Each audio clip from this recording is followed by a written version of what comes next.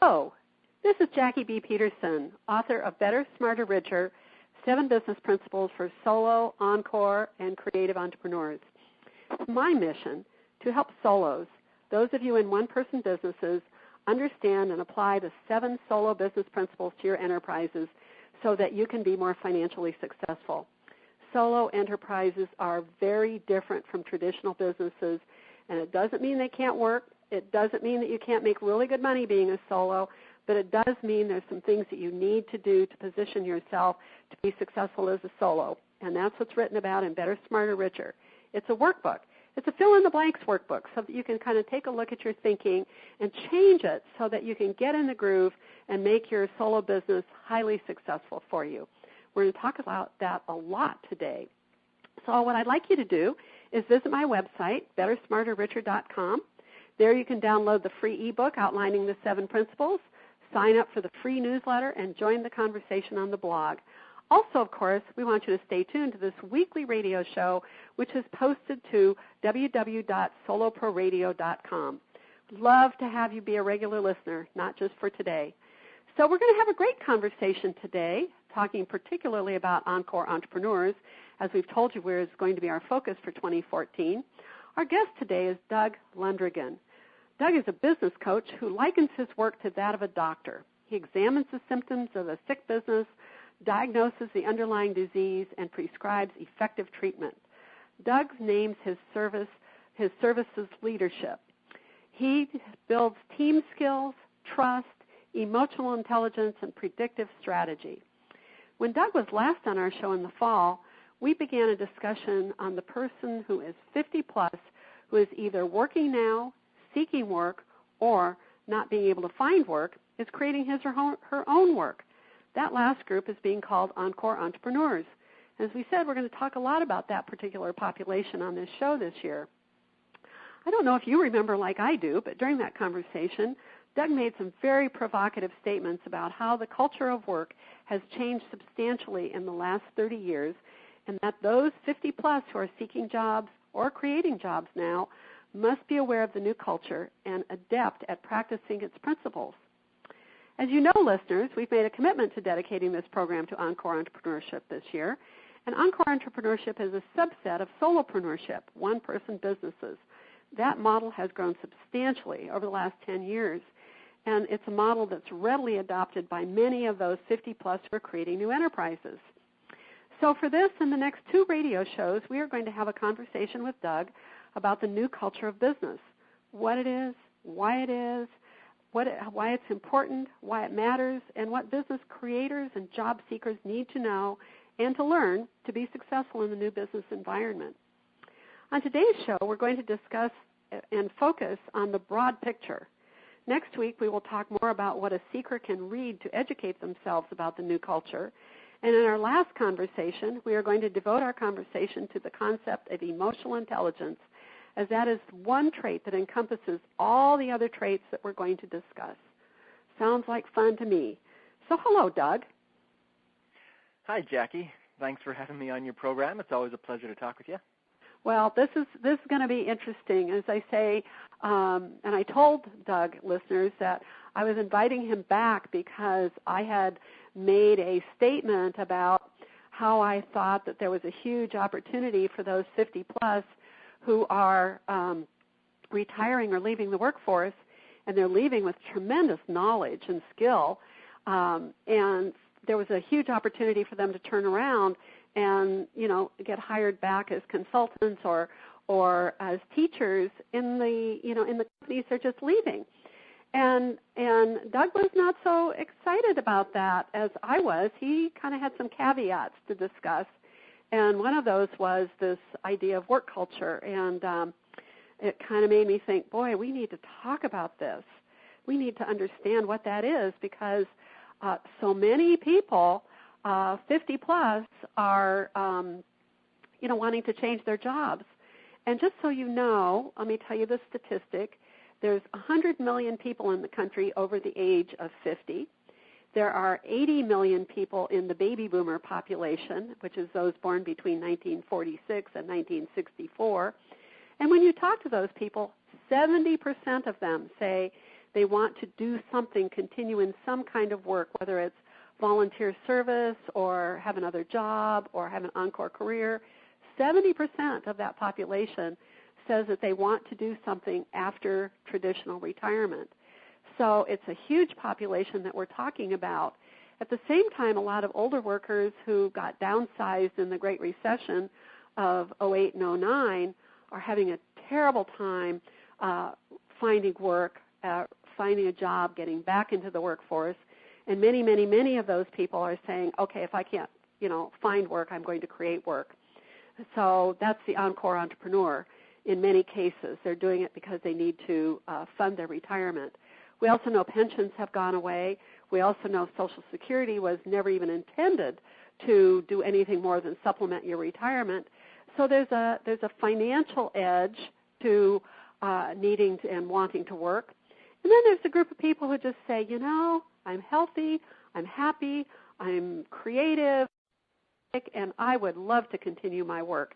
And that's another group, too, that are becoming Encore entrepreneurs. So it's a big population. So, Doug, you stated that there's a different culture in the 21st century business than there was in the 20th century business. So what exactly is the culture of a business? Well, that's a great question. Culture is really about patterns of behavior. Sometimes we think of culture, I think, as being sort of more what's going on inside our minds and that kind of thing, but it really comes out in our behavior. And so a company can talk about, this is our culture, that's our culture, and they can try to set that as the standard. But it really comes down to what people say and do in their daily work life. And so the cumulative effect of all those people in a company becomes the company culture. Even if it's a partnership, the culture is the additive effect of the behavior of the two people in the partnership. So it's kind of where we create a group norm, would you say? This is how we do things here? It is, and sometimes people feel good about what is done at work or what the norms are, and sometimes they don't. Often, I think, the people don't, and they just sort of keep it to themselves. I think there's also maybe two perspectives from which business culture can be looked at in our society. So if you ask someone in the C-suite of a large corporation what his or her company culture is, she's likely to state something from their mission statement. Like we have a culture of respect, innovation, transparency, customer focus, that kind of language. The CEO is looking at culture as something to decide at the top and kind of push down to everyone else. But if you ask someone on the front lines of the same company, you're likely to get a totally different answer. We might hear something like, our culture is a bit oppressive, where the decisions are made by the big shots at the top, and we're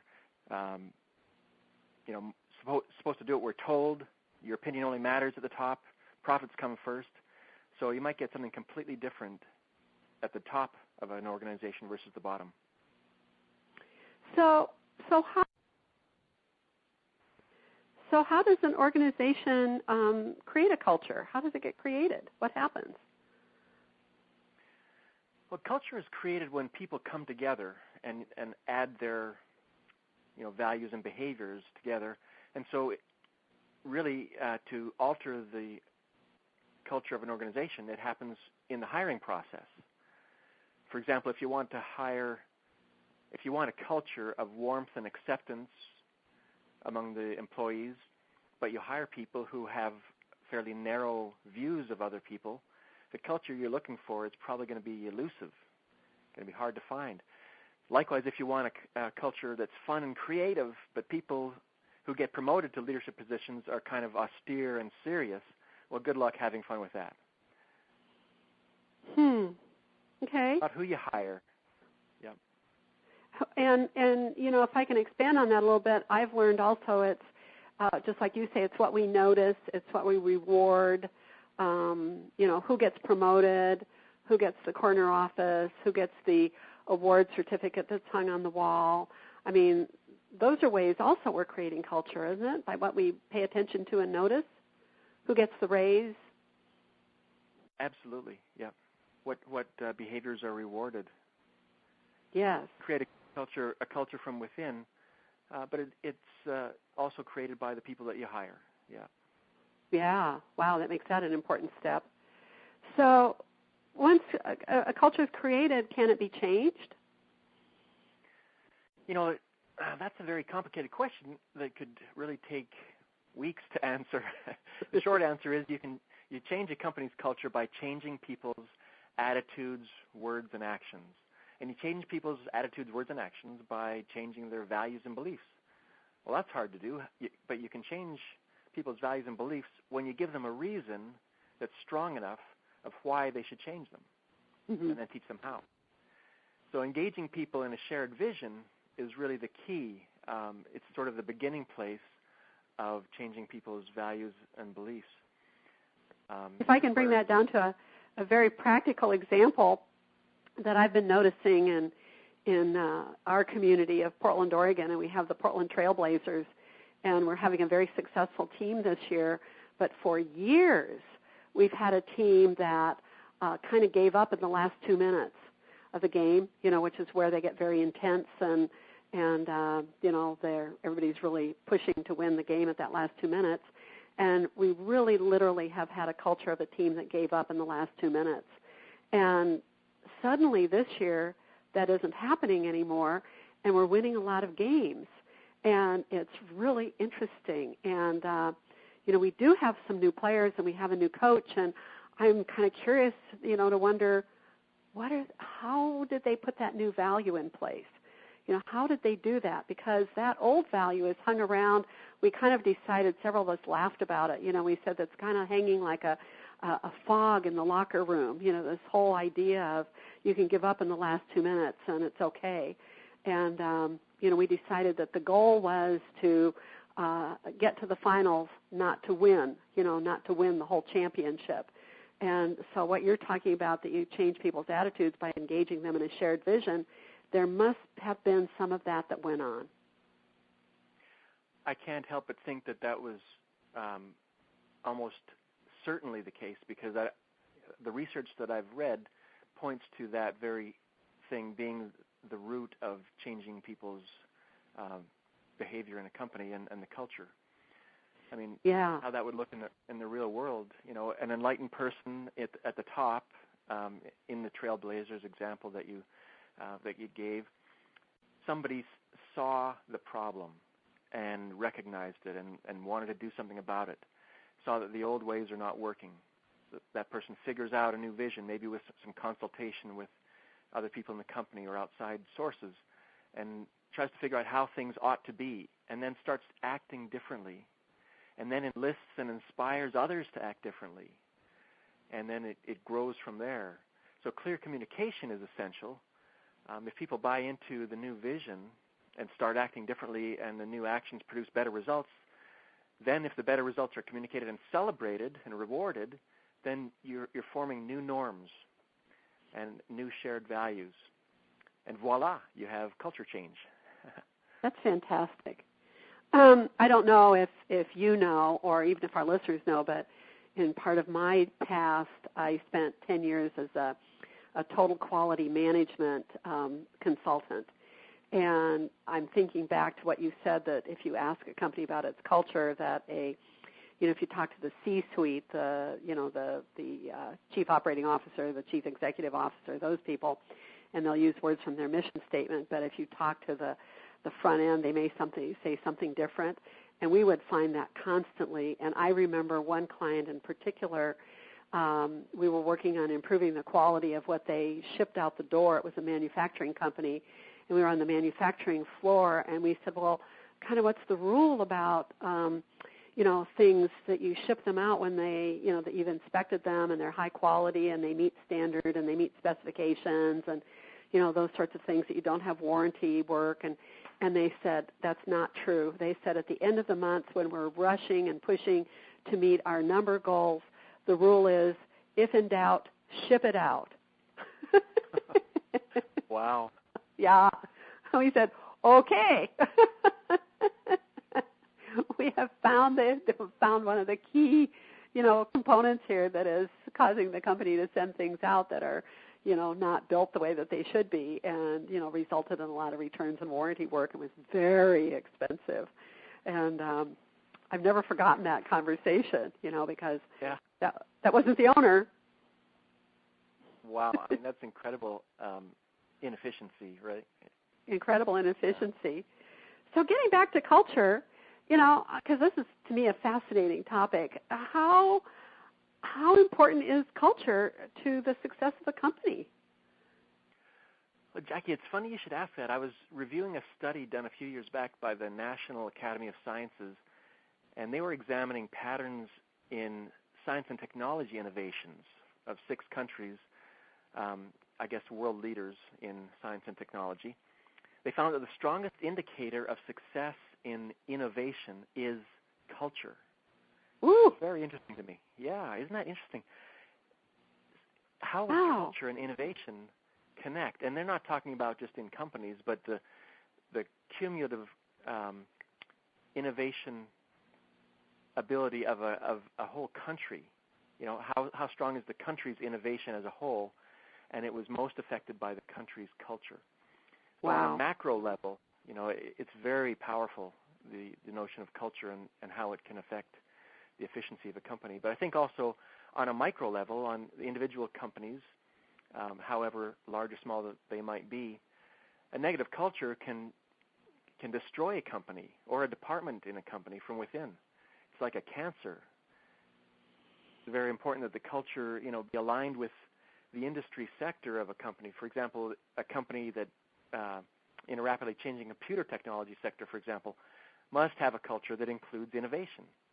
Yes. And, we baby boomers can recall a huge company that nearly went the way of the dinosaur because it was too structured, too slow, too ingrained in a culture that actually stifled creativity.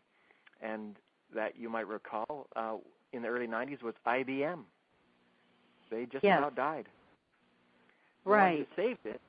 Remember, Lou Gerstner was the guy who saved that from collapse? And because he created a new culture. That's right, he did. And it was very slow. And he wrote about it about a decade later. He wrote it in his book called Who Says an Elephant Can't Dance? Very, very interesting. I haven't read the whole book, but the quotes that I've read were very interesting. And it's all about how he changed the culture. And it took them more than 5 years, and in fact, in some ways, the culture is still evolving at IBM. Wow. So you're right on the heart, the basis for our conversation today and, the next couple weeks on Solo Pro Radio, which is the statement and the belief on both your part and my part that business culture has changed in, say, the last 30 years. Do you find that to be true? I mean, you're out there consulting. You come from a big company. Do you see that there's been a major shift in business culture in the last 30 years? And can you talk about that? Yeah, absolutely. And I think the root of it is in the type of economy that we have.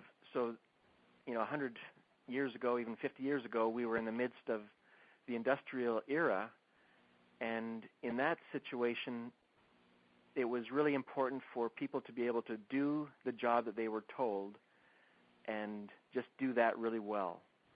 And it wasn't requiring them to bring a lot of thought processes to the table, to the workplace.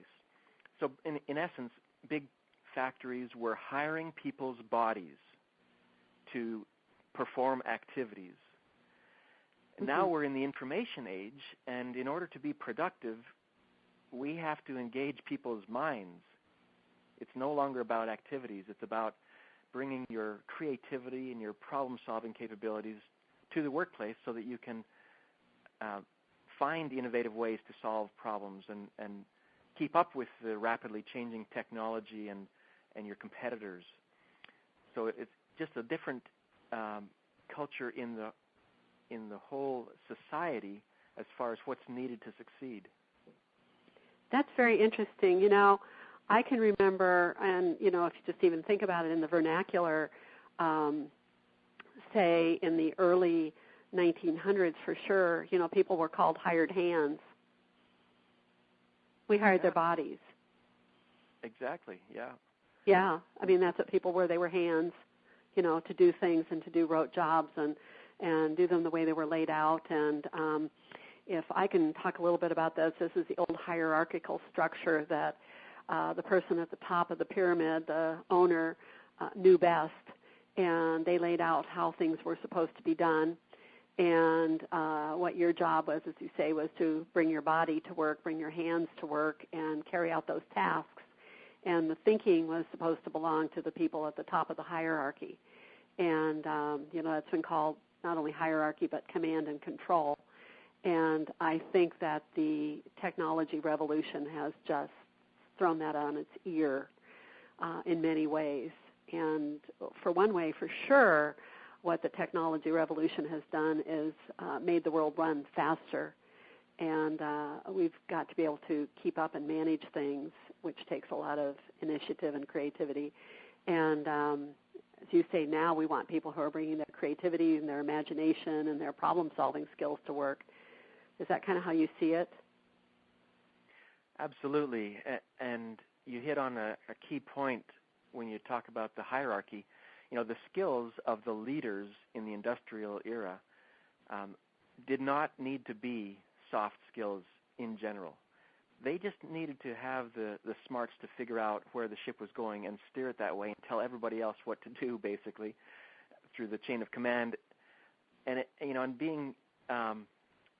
being able to empower people and engage people was just not that necessary. I think that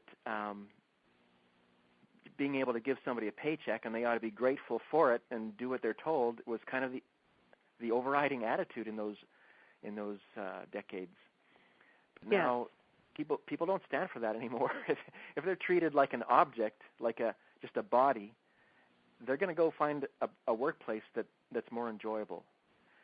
And so I think the companies that if a company's still running under an industrial age model of leadership, they're probably losing employees, and they're probably keeping the less efficient employees and the employees that don't bring their mind to work, which is a problem, a competitive disadvantage for them. Well, I know back when I was doing consulting, we used to talk about one of the arts of management was to tap into employees' discretionary energy, that they usually had thought processes and energy that they didn't necessarily have to bring to the workplace in order to be successful. And, they would bring in their energy and come to a norm culture, right?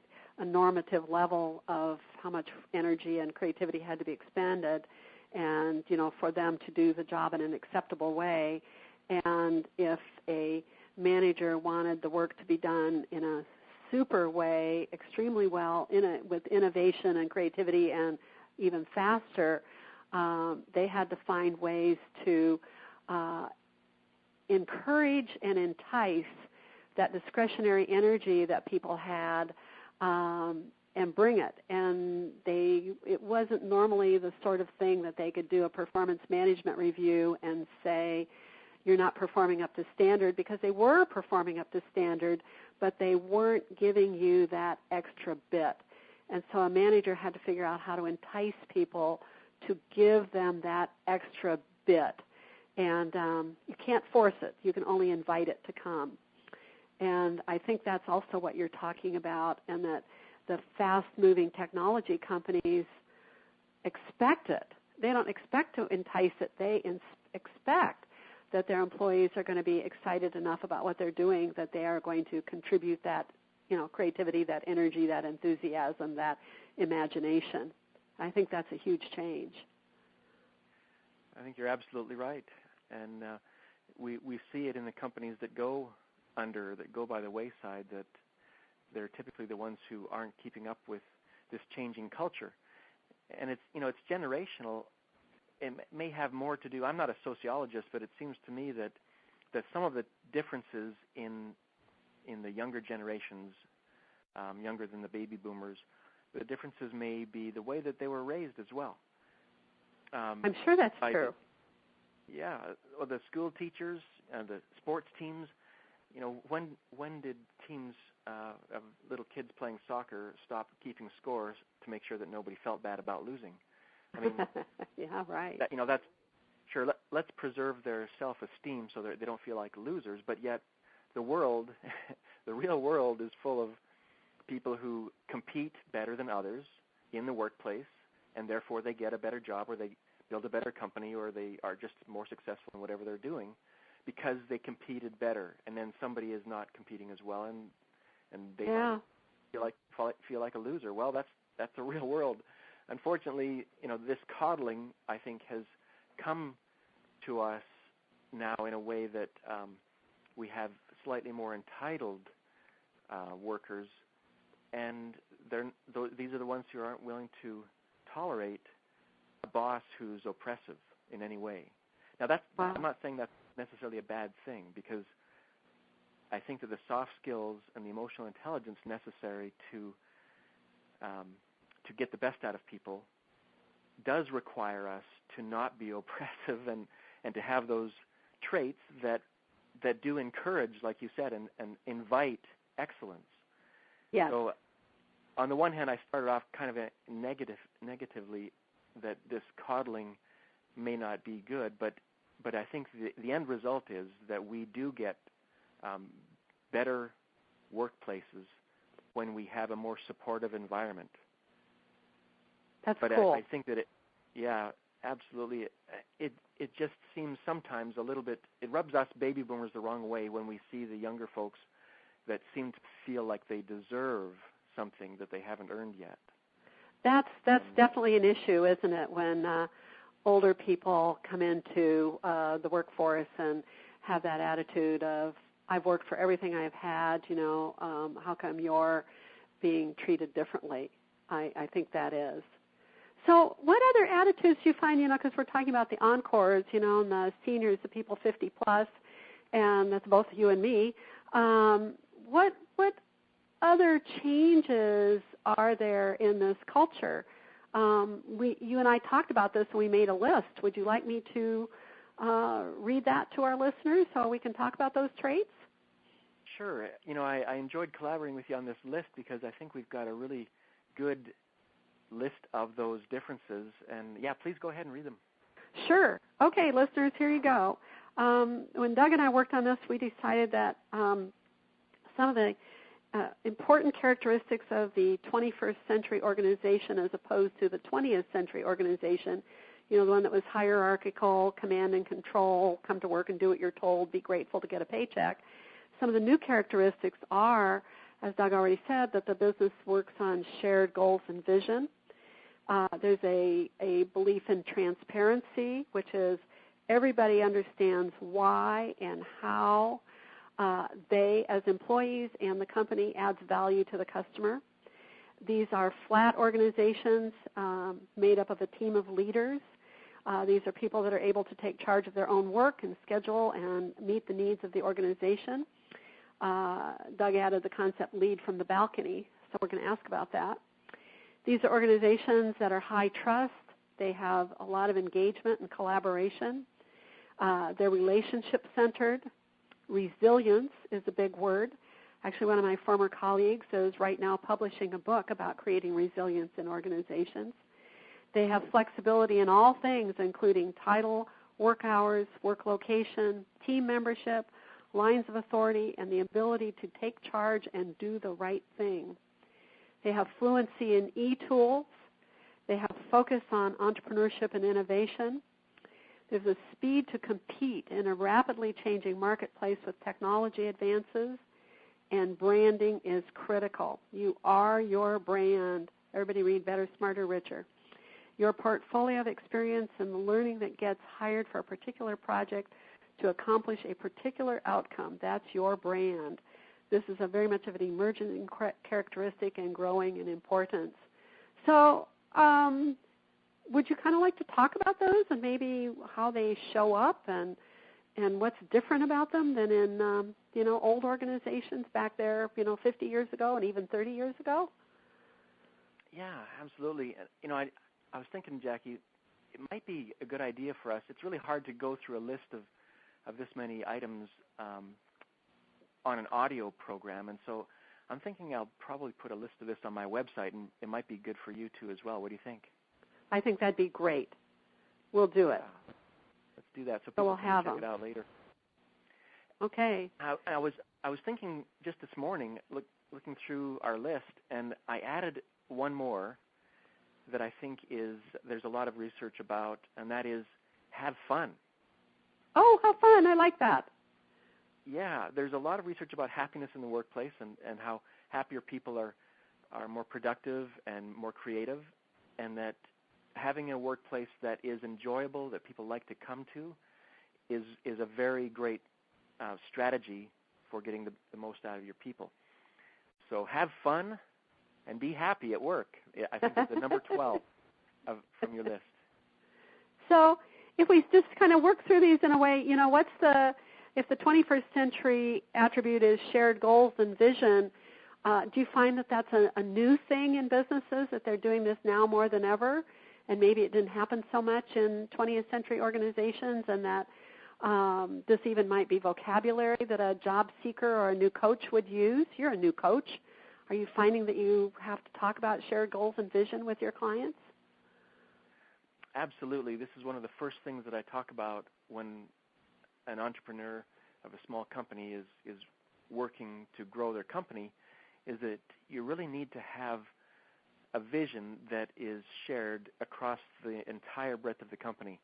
And it can't be that you understand it and you just mention it once in a while. This has to be really closely aligned, where everybody can articulate the same vision on a moment's notice. And it just rolls off the tongue because they know it, they understand it, they believe it, it's part of them. That's the kind of company, or a company with that kind of shared vision has a lot of power with their ability to focus. So everybody's aiming their efforts in the same direction, not off to one side or the other. I think in the past that the people at the top had the vision and they didn't care if anybody else knew it, or they shared it with maybe the middle managers, but a lot of silo mentality was held in these hierarchical kinds of organizations. In fact, a lot of organizations had individual departments would have their own vision and come up with their own mission statement. Mm-hmm. And in that way, their efforts were kind of scattered because they weren't all on the same page. A lot of them maybe didn't even understand what the other departments did.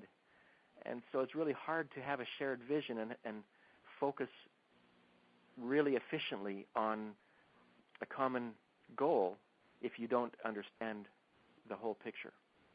So if I'm turning this into practical, because I'm hoping some of our listeners are, people in this age group that are either looking for work or about to create work, what I hear is that one of the most important things that they could do in interviewing either a potential client or a potential employer would be maybe to ask a question about the company's shared vision. And, because when you ask a good question, you're letting people know that you've been thinking about this, and, good questions are a way to audition, And do you think that would be a good thing to do, that would give a potential client or your potential employer a clue that you really understand at least this aspect of culture? Absolutely. In fact, one of the little buzz phrases that's used right now a lot is, I need to find the best fit or the right fit. If you're a hiring HR person in a company or any size of company or position where you have to make a decision about who's going to be promoted or join our organization, finding the right fit mm-hmm. is sort of the focus. And what that means to me is that you're finding somebody who is already aligned with the vision or is willing to align themselves with the vision of the company. Okay.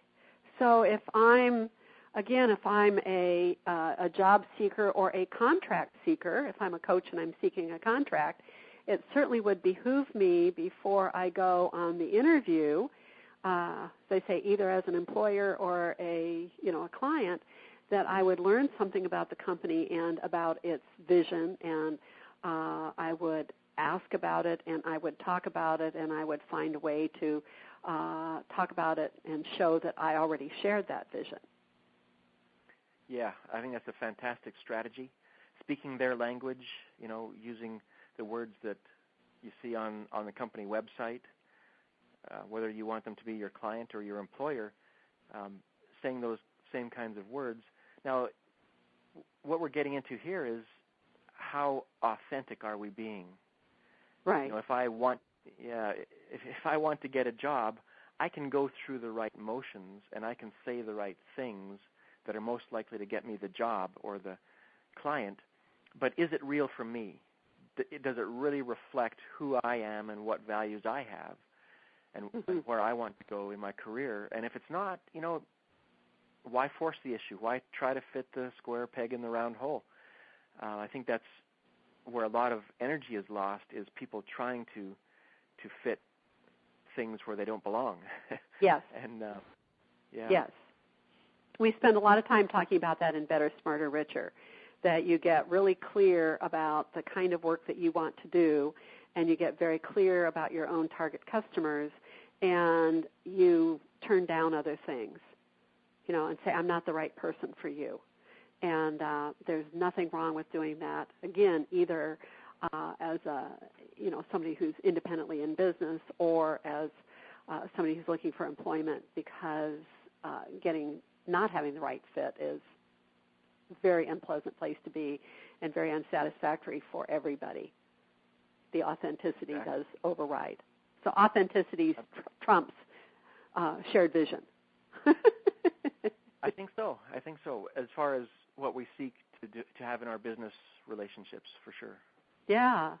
How about the one of transparency, so that we all understand why and how we add value to the customer? Did that used to be something that people didn't know, that employees didn't know what went on? I think just like the shared vision, in the old hierarchy, the industrial age, transparency wasn't thought of as being necessary or desired. Let's play our cards close to the vest, as they say, and keep secrets, and we won't tell the workers or anybody in the company really what our big plans are, in case they don't like it and they leave. Well, if people don't like it and when a change comes down the pike, then you have people leaving at the wrong time. So let's be transparent. Let's make sure that the people understand why we are in business and where we're going and what our plans are to get there. And if they don't think that it aligns with their plans or their vision or their values, then they should leave now rather than later. And let's get the right people on the bus, as they say. Right.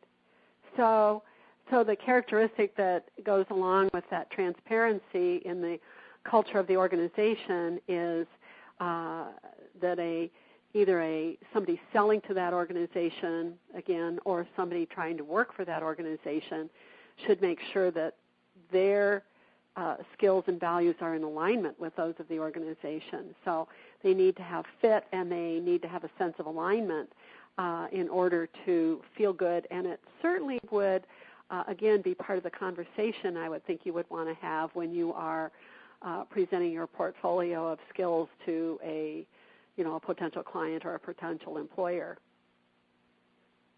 Right. And a couple other things about transparency is that in the younger generations, they're not willing to follow blindly anymore. They want to know why they're doing something and how it fits into the big picture.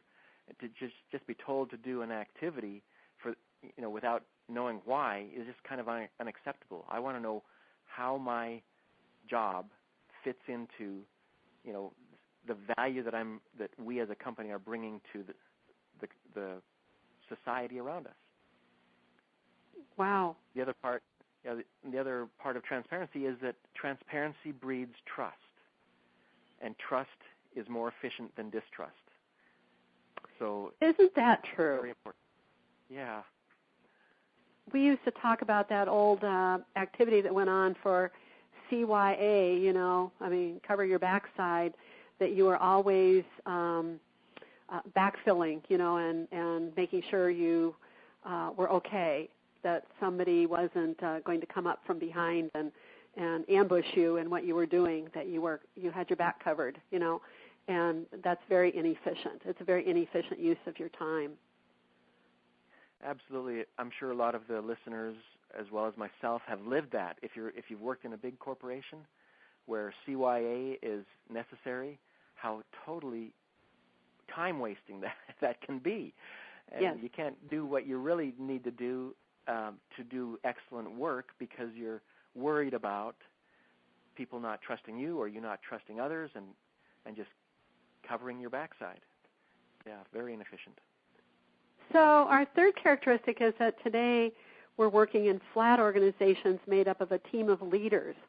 So in other words, people can take charge of their own work and plan and work schedule and meet the needs of the organization. And you called it leading from the balcony. Can you talk about that? Yeah, from the balcony, it sort of gives an image of somebody who's at a higher vantage point, can see a little bit broader picture, and that's good so long as the person in the balcony is sharing what they see in a transparent way with everybody else. And so, but instead of commanding from the balcony, you're saying, I see down the road and I see these circumstances coming up. Let me let you know what's going to happen, and what I see as the sort of the direction that our company needs to be going, and now let's together work on how we're going to get there, rather than a dictatorial type of approach where I'm in the balcony, I don't care if you see what I see, I just want to tell you what we're doing. That just doesn't engage people's hearts and minds very well. So if I'm trying to work with one of these 21st century businesses, or in this new culture that we have, and we abdicate responsibility, or say, well, I'll do a good job, just tell me what to do, or if we present ourselves that way, we're not going to be very welcome at that organization. We're going to be, what is welcome is if we can say, I could see that your industry might be facing problems in this area, and let me tell you how I can work with you to avoid those problems or overcome those problems because of the experience that I have. Right, and I believe that's a major place for the Encore solopreneurs, is that the experience that we have lends itself to us seeing issues that less experienced people may not see. Mm-hmm. So being consultants to the younger generations in the companies that we have now left is incredibly valuable. I don't know if the younger generations will see it yet, but they may. Otherwise, it'll take them decades to make the same mistakes that we made, but we've learned from them. So, listening to somebody, to the voice of experience, can save a lot of time. It's like leapfrogging over the errors of the past. Mm-hmm. If younger folks are willing to listen, they can leapfrog over those errors. But if they're not willing to listen, they may have to go through them, and it's incredibly wasteful and time-consuming and not very profitable. But, I think this is, what we're talking about is a very big selling point for Encores. Like you've just said there, and I find sometimes Encores haven't thought about what they really have learned in their, in their work life, and they haven't processed it and said, okay, what did I really learn here? I know I sat in that position for a while, or I've got it on my resume, but what did I learn, and how can I take that knowledge and that viewpoint and that vision and use it to help my client or my employer be more successful in the future. Or as one of my radio colleagues says, all people want to know is, can you save them time, save them money, or make them money? Okay? And, so if I can take my experience and say, this is what I learned and this is what I learned to do, or how to minimize this coming risk that is going on, or, take advantage of these opportunities, and because of my experience, I can help you do those things, and the result will be, a better company. Of course, a client is going to be interested in that, right? I mean, that's what they want to know. Yeah, that's incredibly valuable. Yeah. Well, I came across a company just a few weeks ago that I thought was very enlightened, and their approach to this flat organization was to have the leadership of the team rotate. Oh my! It was on a 6-month basis or 1 year or something like that, where so there was no one person who thought that they were above everybody else. They were just changing roles, and the role of leader had a defined set of responsibilities and accountabilities, and everybody else on the team had their own set of responsibilities and accountabilities, but that role of leader was rotated, and I thought that was really effective because first of all, it didn't let anybody get too prideful about how important they were in the organization, but also gave everybody the experience of understanding how difficult it is to be a leader sometimes. Yes. So that was a very enlightened structure in a flat organization. Yes. Oh, that's very interesting. I have to think about that for a while. Very interesting. I think we're going to run out of time, but I've got time for, one more of these and then we'll continue next week. We talked about a little bit about high trust, and that transparency creates trust, and that trust prevents us from wasting time. It's just lack of trust is counterproductive in every single way. So maybe we should talk about the one on relationship-centered. What's so different about that today? We hear it everything. Everything is relationships, and you got to get good at relationships. What's so different about that, and why does it matter? Well, it's closely linked to trust. We like to work with and do business with people that we know and trust. And people are more valuable than profits. When we feel like somebody cares about us as a human being, whether it's our boss or our subordinate or our customer or client, it just feels better when there's a relationship there, and you feel like the other person isn't just all about the money, but they actually care about you as an individual, and they know that you care about them. That to me is a much richer way of doing business than just transactional. Okay. So we're expressing that we care about people is really what you're saying in a relationship. And you say expressing, I think that we're not going around saying, hey, I really care about you, and talking about it, but we're showing it in the way we interact. And this really I have to tell you a client story. I'm going to interrupt you here because it comes up for me.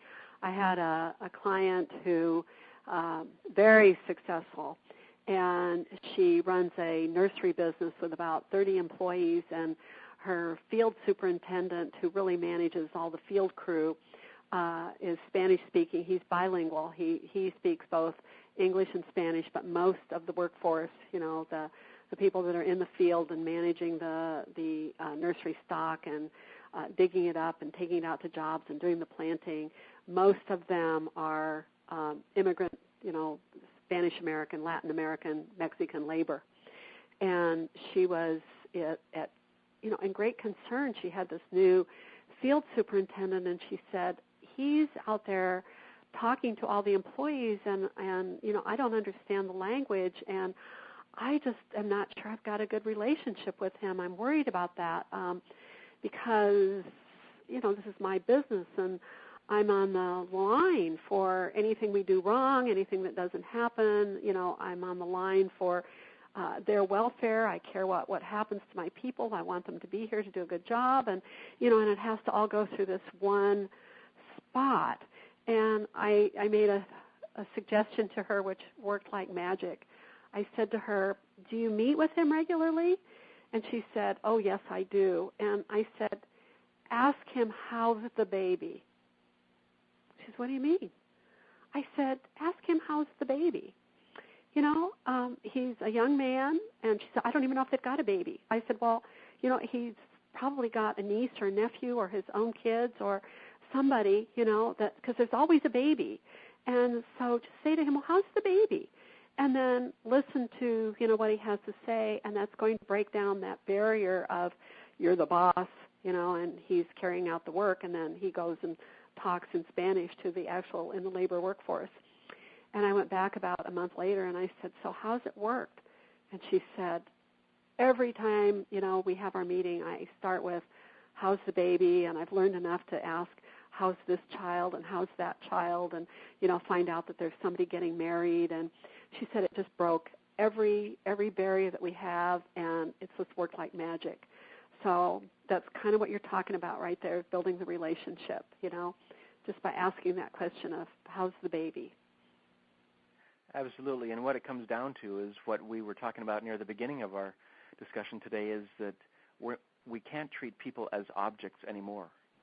No. You have to treat them like human beings, just as valuable as we are. Even if we have a position of more responsibility than somebody else, everybody else is just as important and has just as many valid opinions and views and hopes and dreams as we do.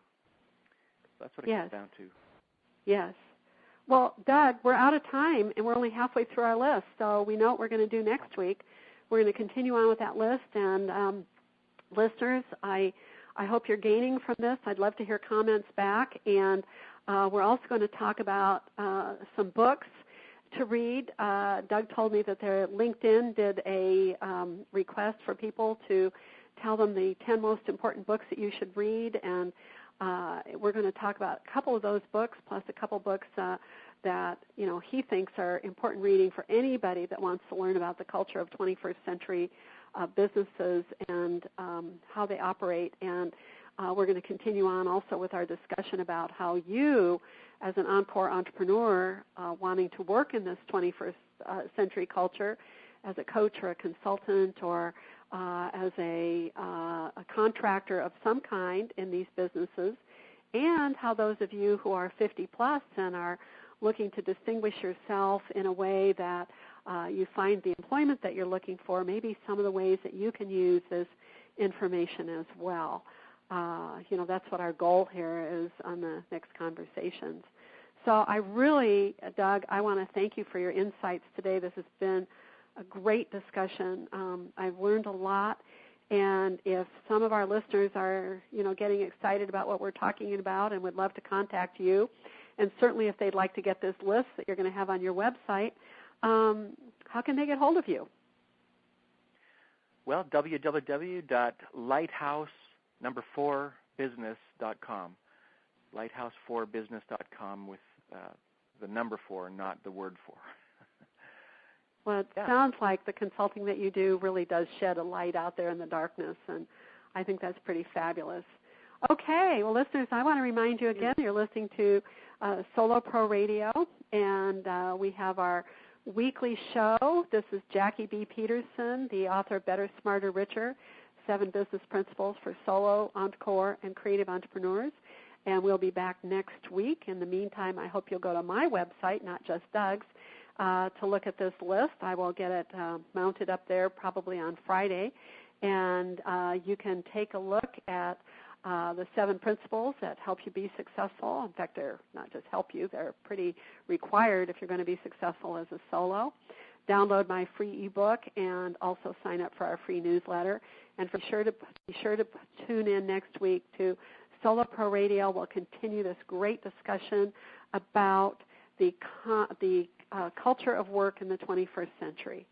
Thank you, everybody, for tuning in, and goodbye.